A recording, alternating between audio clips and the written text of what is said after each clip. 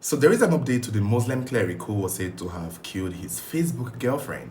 In Kwara State, Abdul Rahman Bello has been charged to court, but strangely, along with 4 other young men, who, according to the police, are linked to the death of Yetunde Lawal. In the video circulating online, you could see Abdul Rahman, this is another angle, he was talking to maybe the judge or one of the police officers, and from what I was reading, he was trying to tell them that he and he alone did the killing of Yetunde and that the other men are innocent. At this time, we still don't know how the other 4 guys relate to this, but there are new details to the story that are shocking that may maybe help us understand the possibility that Abdurrahman may not have walked alone. The first detail that I got to learn is that on the day he killed Yetunde, he killed a goat outside of his apartment so that his neighbors could see that he was killing something. That way, when he goes inside his home, in his kitchen where he had that table platform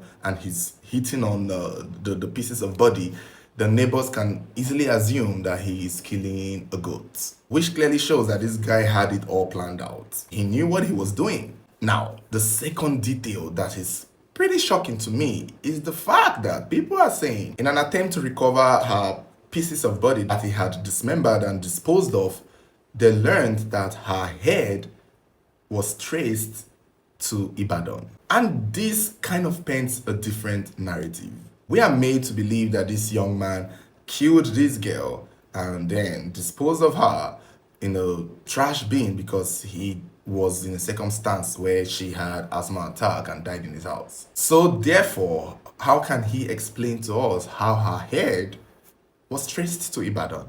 Most likely on its way to Ogun State, because I won't be surprised at this point. It's already giving money ritual. It's already giving body parts dealing. If that is true, if that claim that her head was traced to another state in Nigeria, then it is obvious that he wasn't walking alone. It is obvious that there is more than one person involved in this girl's death, involved in auctioning, selling, or dealing with parts of her body. So apparently the police are right to look for other people and look for other possible suspects. But I still don't know how these men were picked. I don't know how they were selected. We did not hear anything about them. Some sources said that it was Abdul Rahman that routed them out, but it's hard to see if he's the same person shouting in court that he did it all by himself, which I don't know why he thinks he's in the position to tell the courts that someone else is innocent. This is not a classroom setting, bro. Let the judge decide that. At the same time, people feel like the police are just falsely accusing those guys because they want money.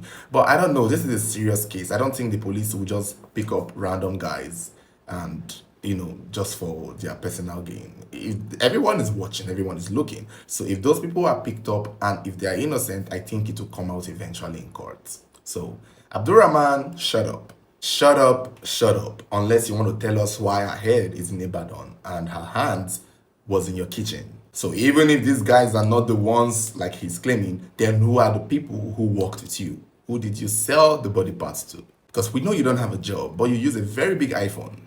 And you were able to buy goats, and you ain't got no job. So what do you do for money? Although in his confession, he claimed that that was his first time, but the father of this girl, when they went to his apartment, they said they saw multiple pairs of female items in his house. So there is that chance that Yetunde might not be the first victim.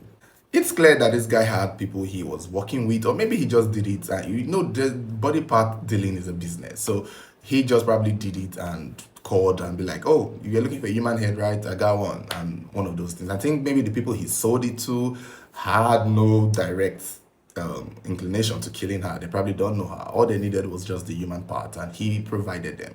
At the same time, that makes them guilty too. And if anyone is purchasing body parts, equally, they should be taken to court and charged as well in her death.